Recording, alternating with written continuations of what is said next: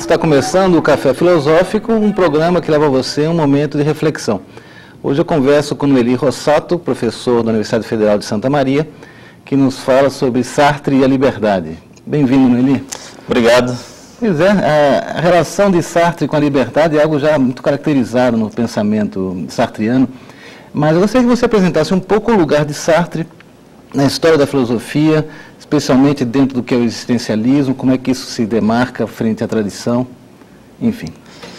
Sartre, ele vai ser um pensador que vai se destacar com o existencialismo, e dentro da tradição da metafísica ele faz o que ele mesmo chama de uma inversão entre a essência e a existência, então, passa a ser o ponto de partida e não mais a essência, né? Isso aí significa que o homem não tem uma essência que ele deve levar a cabo, mas ele existe e depois ele é. Aí ele constrói a sua essência. Por isso que a liberdade é o fundamento. O Sartre vai dizer que nós estamos condenados a ser livres, né? Porque nós não temos nenhuma essência que nos predetermina, mas é uma existência aberta, que aí a gente vai decidindo. Mas digo porque essa abertura que ele abre, que ele promove, vamos dizer assim, frente à tradição, é porque, digamos assim, a tradição que sempre pensou a existência como algo ligado à temporalidade, portanto, algo que não tinha como um fundamento muito claro, senão ligado, digamos assim, àquilo que passa, que, portanto, não é o que permanece, não é o essencial. E agora você me disse que a coisa é o contrário, né? A perspectiva agora se foca na existência, e a partir daí que a gente vai começar a pensar o que é isso, o ser do homem, ou a sua essência. Sim. Seria isso. A partir da existência, então, o homem vai se objetivando e aí ele é na temporalidade. Então, é interessante isso aí, observar na Náusea, por exemplo, que é o romance dele que marca esse período, onde ele vai trabalhar a questão uma das coisas é a vida e narrativa. Então, ele vai dizer que nós vivemos e o narrado falsifica a vida, né? Porque a narração ela sempre já vai dar um sentido, ela vai essencializar os atos vividos, né? E aí também tem uma frase dele que vai se tornar famosa, mas ao mesmo tempo muito mal entendida, eu penso, né? Que é a ideia de que a vida é absurda, né? A vida para ele é absurda justamente porque ela não tem nada encadeada de antemão. É tudo um vir a ser, né? Falta um fundamento. Falta um fundamento, Então, o futuro está totalmente aberto. A partir das vivências é que a vida vai se fazendo. O pensamento de Sartre, a obra de Sartre, pelo menos, a gente percebe que ela tem uma vertente mais literária, né? Você falou da Náusea, que é um romance, há outros, e também o teatro, e, por outro lado, também tem as obras mais filosóficas, sistematicamente filosóficas, né? Você poderia distinguir isso para a gente um pouco? Em termos de obras filosóficas, tem a Transcendência do Ego, que é uma obra do Sartre ainda jovem, né? Que é praticamente a primeira obra dele, e que foi produzida mais ou menos no mesmo período da Náusea. Então elas são bastante próximas. E depois o Ser e o Nada, que é a obra filosófica, a metafísica dura do Sartre, né? Então, no Ser e o Nada, aí que ele vai firmar essas teses que ele já vinha desenvolvendo, que ele já coloca no romance, né? Depois, Os Caminhos da Liberdade, que é também uma trilogia de romances, né? Começa pela Idade da Razão, com o Sursi e com A Morte na Alma. E depois, em termos filosóficos, tem a outra que seria a grande obra da outra fase, é a Crítica da Razão Dialética, que aí é o acerto de contas com o marxismo, né? Então, nesse período, ele já começa a criticar o stalinismo, né? A partir do que ele vai chamar uma crítica da razão dialética. Você entender também essa relação de Sartre, porque eu sei que Sartre, de algum modo, tentou uma aproximação com Heidegger, E essa discussão do existencialismo, de algum modo, também se pergunta se Heidegger pertenceria a esse existencialismo. Você consegue demarcar bem, até inclusive o método que os outros utilizam? O que é sartriano propriamente, o que é heideggeriano, como é que eles podem coincidir em algo? Porque eu estou tendo em mente o existencialismo é o humanismo. Sim, de Sartre, como reivindicando algo assim, enquanto que Heidegger tem a famosa carta sobre o humanismo, né? Você tenta separar para a gente um pouco esses dois autores e que relações mantêm, né? Tanto no existencialismo humanismo, quanto depois na crítica da razão dialética, principalmente a introdução, que é a questão de método, né? O Sartre ele vai trabalhar o Heidegger como um caso à parte, né? Então, mas me parece que uma das coisas essenciais na ontologia sartriana é esse aspecto que está ligado ao existencialismo, que é o que ele chama de consciência atemática ou pré-reflexiva, né? Então, é anterior à consciência reflexiva, né? E aí, a partir de Heidegger, já é um pensamento pós-heideggeriano, há uma inversão do penso, logo existo, aí o existo e depois o penso, né? Não se pode pensar sem existir antes. E daí vem a ideia do existencialismo, né? Então, tem uma passagem do romance que ele vai dizer que quanto mais ele pensava, menos ele existia, né? Menos ele tinha a sensação de existir. Ele já vai mostrando essa virada que é a influência do pensamento de Heidegger. Pois é, porque eu estava lembrando agora, acho que é o parágrafo 8º, talvez, onde aquela famosa sentença, a essência do ser aí consiste ou está na sua existência, né? Sim. E claro, aí você vê que toda a ênfase se joga para dentro da existência. E você acha que por aí, então, é que Sartre acabaria seguindo um certo caminho aberto pela fenomenologia de Heidegger. E a ideia de nada também. Fala mais sobre o nada. O nada a ideia, a consciência está radicada no nada, né? Então, o nada significa uma ausência total de ser para o Sartre, né? Então, o fundamento no nada, que seria uma inversão da metafísica tradicional, que é uma metafísica que vem fundada no ser, e o Sartre joga para o nada, né? O nada é a possibilidade da liberdade plena, né? Então, você não tem condicionamento nenhum. O fundamento no nada significa que você tem que escolher a partir dali. Escolher, inclusive, ter uma essência, ou escolher o que vai ser essa essência. Ele vai dizer que você não está condenado a ser livre e a escolha você tem que fazer. Você está condenado a escolher também.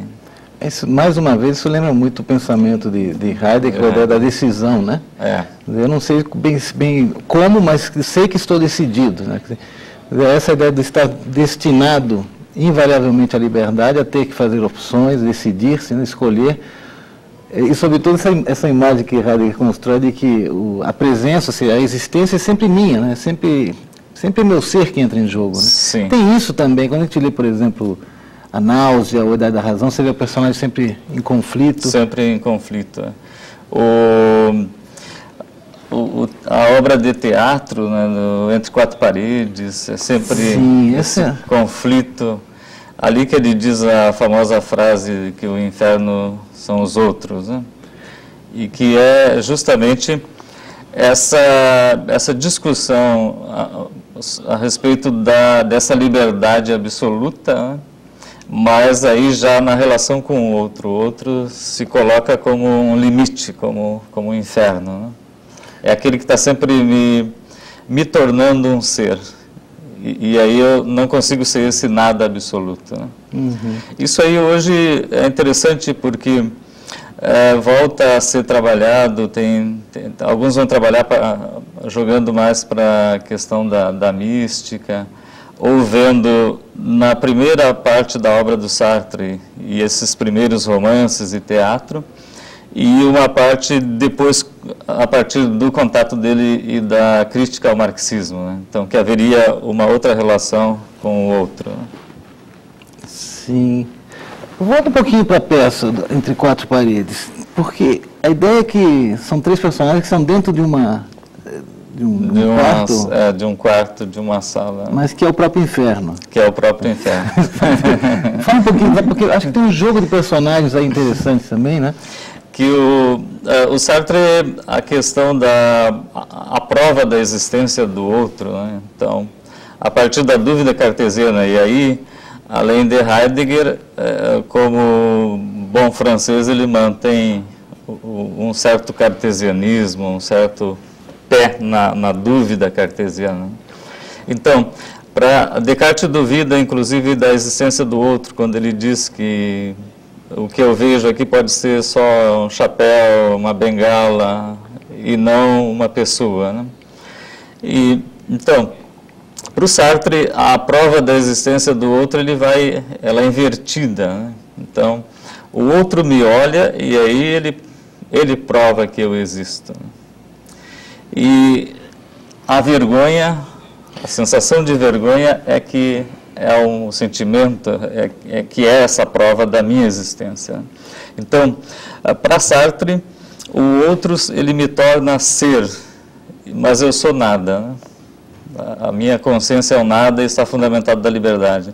Então, esse olhar do outro, ele é aquele olhar semelhante ao olhar de Deus depois do pecado de Adão e Eva, ali, que é um olhar que petrifica. Né? Ele vai dizer que é um olhar de Medusa que petrifica, né? Que faz com que eu seja aquele é um olhar objetivo, né? Que acaba determinando mesmo. Que me determina, exatamente. Nesse sentido que o inferno é o outro também é o meu carrasco, né? Ele, de algum modo, me determina existencialmente. Sim, determina, e a partir dessa determinação, então, o outro me vê como um objeto, mas eu sou um sujeito. Né? Então, tem esse paradoxo. E como é que o marxismo consegue escapar disso? O marxismo ele pode ser existencialista? É estranho, né? Pensar que Sartre era existencialista e marxista ou marxiano. Bom, na crítica à razão dialética e a crítica que o Sartre faz ao marxismo, um dos pontos e uma das peças dessa crítica é justamente a crítica ao sujeito do marxismo. Né? Sartre vai dizer que o marxismo ele conseguiu dissolver o sujeito. Né? A outra crítica é o método dialético, que para Sartre estaria estagnado ou paralisado. Né? E a outra é a dialética da natureza, que o Sartre vai negar que haja uma dialética na natureza, né? Mas ele joga a dialética para o nível humano. E a análise que ele vai fazer do marxismo é justamente esse movimento entre esses dois polos da relação. Então, aquilo que era ser e nada passa a ser esse sujeito e objeto, mas ele vai ver numa relação em que o sujeito determina o objeto, ele vai chamar de positivismo, e o objeto determina o sujeito, o positivismo, e o sujeito determina o objeto, é uma razão analítica. E a dialética seria esse movimento. Mas isso entre homens, essa relação ficaria sempre... Entre homens, e também aí ele vai trabalhar alguma coisa em relação à questão da mercadoria e da escassez, né? Mas sempre jogando para um pensamento que nunca se paralisa num polo. Sim. Então, alguns diriam que é uma dialética sem síntese daí. Ou uma oposição, uma tensão entre ser e nada, né, entre sujeito e objeto. E no teatro, o inferno é justamente essa tensão permanente entre um sujeito que vê o outro como um objeto. Então, um problema hoje que é interessante para discutir é se o Sartre vê uma possibilidade do sujeito ver o outro como um sujeito e superar esse inferno, né? Evitando objetivar o outro. Evitando objetivar o outro. Isso abriria caminho para pensar novas relações sociais e até reconhecer essa necessidade do homem de estar junto a outros homens, ou uma política levada a uma dimensão mais ontológica, inclusive. Sim, exatamente. Seria essa transformação mais radical do existencialismo, me parece. Seria um tipo de... tem alguns autores, o Jameson, que é um neomarxista, que vai trabalhar o Sartre como sendo um segundo momento da imagem, né? Que esse olhar é um olhar colonial, que petrifica aquilo que ele vê, né? O Foucault seria o momento mais de um olhar panorâmico, né? Panóptico, e o olhar do Guy Debord, que seria um olhar Big Brother, é aquele olhar que vê tudo, né? Então, nesse sentido, o pensamento do Sartre ainda tem um aspecto importante mesmo no trabalho com a imagem, com a relação com o outro, né, que hoje é uma das temáticas que volta a ser discutida na filosofia. Eu queria também aproveitar para saber, porque nos anos 80 nós tivemos no Brasil um grande estudioso da obra de Sartre, que era o Gerd Bornheim. E depois dele, eu não sei o que aconteceu, mas os estudos sartrianos foram escasseando, diminuindo, até que praticamente pouquíssimas pessoas. Eu conheço o Luciano Donizete, que trabalhou Sartre, mas não é um autor que esteja em voga, vamos dizer assim. Vamos falar na moda, né? Quando eu trabalhei na minha dissertação de mestrado, que foi nos anos 80, era mais ou menos, estava ainda havia uma moda ainda sartriana. Alguns vão atribuir à própria crise do marxismo, e o Sartre, na medida em que ele vira marxista, e uma ascendência do estruturalismo e da semiótica, e aí o existencialismo teria ficado para trás, né? Outros vão dizer que tanto Sartre quanto os marxistas, Lukács e outros, eles vão ir para a estética no final da vida. Então isso aí determinaria um certo deixar para trás esses problemas que eles já vinham tratando, né? Hoje eu acho que volta. Sim, mas você acha que há um esquecimento das duas partes da obra, né? Tanto a parte literária quanto a filosófica foram um pouco deixadas à margem, né? Penso que sim. E no Brasil, essa recepção desse período, ela tinha mais um viés hegeliano também, e hoje já tem um viés mais a partir da fenomenologia, que a fenomenologia mesmo no Brasil, ela entra mais tardiamente, né? E uma outra coisa, Nelly, que eu acho que é muito interessante, essa ideia que você colocou, que de certa forma o existir ou a existência humana acaba se essencializando como liberdade. Isso é uma coisa muito complicada, e você apontou em certo momento que uma relação com a mística, e aí aproveitando que você está em Natal para um evento da Escola Renana, que é, digamos assim, um evento único no país, porque trata de um movimento intelectual da Alemanha, do século XIII ou para o XIV, e você vem falar exatamente dessa relação de Sartre com o mestre Eckhart, é isso? Sim. Então, e claro, o mestre Eckhart já é bastante conhecido porque há traduções importantes para o Brasil dos seus sermões, e um dos temas importantes seria essa ideia da metafísica da liberdade. Queria que você mais uma vez tentasse falar para a gente como concordam, em que coincidem ou não coincidem esse pensamento da liberdade sartriano com o pensamento de mestre Eckhart. A obra do Sartre, curiosamente, pelo fato do Sartre ser ateu, declaradamente ateu, e quase que alguém que era referência, e tanto na obra do Sartre jovem, A Transcendência do Ego, quanto depois no Saint-Genet, que é uma obra onde ele vai trabalhar o Jean Genet, que é o autor maldito, né?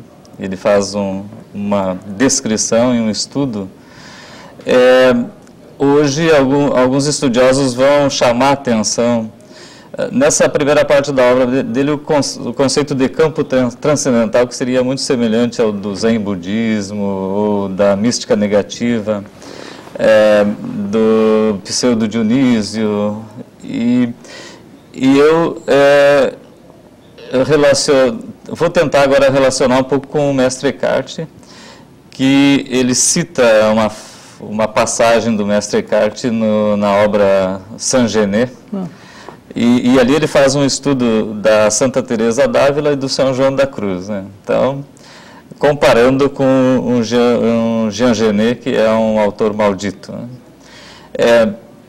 Dentro da minha ótica, na mística, segundo o que o Sartre vai trabalhar ali, então haveria um caminho ou uma via ascendente, uma via negativa, né? E que nesses místicos, como São João da Cruz, Santa Teresa e mesmo o mestre Eckhart, ele qualificaria ainda de uma sofística, né? Porque ela não seria autêntica no sentido de um abandono total da singularidade, sem ela se apoiar num universal que é Deus, né? Então ele faz uma crítica e ao mesmo tempo está a proposta aí de um nada, um esvaziamento da consciência, que a partir dali ela não se apoia em Deus ou não se joga para Deus, mas ela vai se construir como uma singularidade autêntica e única. Eu estou com um ponto aí importante, que é essa ideia do esvaziamento, que sim é uma palavra-chave no pensamento do místico alemão. Esvaziar-se do mundo é encher-se, não preencher-se de Deus. Que esvaziamento é esse que ocorre no pensamento de Sartre? No pensamento de Sartre, então, o caminho, a via é muito semelhante desse esvaziamento, né? É um esvaziamento das palavras, dos conceitos, dos seres, e que daria para fazer uma comparação com o próprio caminho que o personagem, o Roquentin, ele faz na Náusea, né? Então ele vai esvaziando tudo até chegar na experiência do absurdo, que seria a treva da mística, né? Essa experiência da extrema negação. Do sem nome também. Do sem nome, exatamente o sem nome. Ele vai tirando os nomes das coisas e vai tentar no momento ser como os objetos, né? Que ele não consegue, ou ser como Deus na mística. Então ele tensiona ao máximo essa via, esse caminho, mas me parece que ao invés de mostrar essa saída ascendente, o existencialismo, a náusea seria esse caminho descendente, né? Então, você descende a uma experiência, a vivência da existência na sua mais crua realidade. É quase como um retorno ao nada, de certa forma, né? Um voltar a esse indeterminado. E até achei interessante isso de ser outro, estar junto, né? Ter uma experiência existencial de ser o outro, digamos. Sim. Até um nível objetual. Objetual, exatamente. Isso é complicadíssimo, isso é mais complicado que a própria mística, né? Sim, é bastante... Eu pergunto por isso de hoje, quando você fala assim, não, porque talvez hoje a gente possa seguir um caminho sartriano de compreensão da liberdade do mundo, da relação com as pessoas, com as coisas. Como é que se faz isso?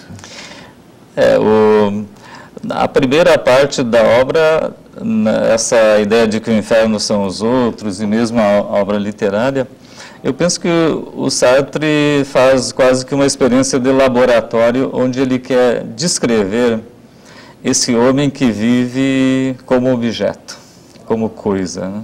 Que é esse produto da sociedade industrial, capitalista e tal. Esse mundo técnico. Esse mundo técnico, que é Heidegger aí que está no fundo. Só que ele vai jogar para fazer essa descrição fenomenológica e jogar para o romance, né? Então é quase que uma experiência laboratório, em que as frases são curtas, em que não tem sentido, como em Camus também. que é a descrição da vida como ela é, que é absurda, que não tem um sentido. Eu tenho uma perspectiva fenomenológica no sentido de ir às coisas mesmo, você ter uma experiência vital da vida, talvez. Sim, e tentar tirar todos esses sentidos já postos. Uma desconstrução também, né? Isso aí tem. Uhum. Ele descreve as coisas tirando o sentido, né? Então, isso aí é um caminho que aparece bem na náusea. O professor Gerd Bornheim, que é um dos estudiosos, ele vai comparar a náusea como um discurso do método, né? Que é aquele caminho que vai fazendo essa desconstrução e ao mesmo tempo, esse experimentar a existência como ela é, para, a partir dali, reconstruir um singular novo, né? Um singular que seria um singular autêntico, uma singularidade autêntica. Que eu já vi uma certa associação com essas singularidades desses protestos das ruas agora, que é um tipo de singularidade que você não consegue, o Estado não consegue combater, porque ela não é sindicalizada, ela não faz parte de um movimento, ela não tem partido, ela não pode ser catalogada e, portanto, a instituição tem dificuldade de contê-la, né? Então, essa singularidade, isso aí é um pouco essa liberdade fundada no nada, que ela não tem... Ela não tem um porquê, né, uma razão de ser, a não ser a partir do próprio indivíduo. E não tem impedimentos também, e não se associa facilmente. Muito bem. Bom, Noeli, infelizmente nosso tempo chegou ao fim. A gente podia continuar conversando sobre toda essa ideia de pensar as manifestações populares, né, das ruas. Esse é um tema interessante. Mas fica para a próxima vez. Eu agradeço muito a oportunidade. Eu que agradeço. Eu conversei hoje com Noeli Rossato, professor da Universidade Federal de Santa Maria. E você já sabe que semana que vem tem mais. Até lá.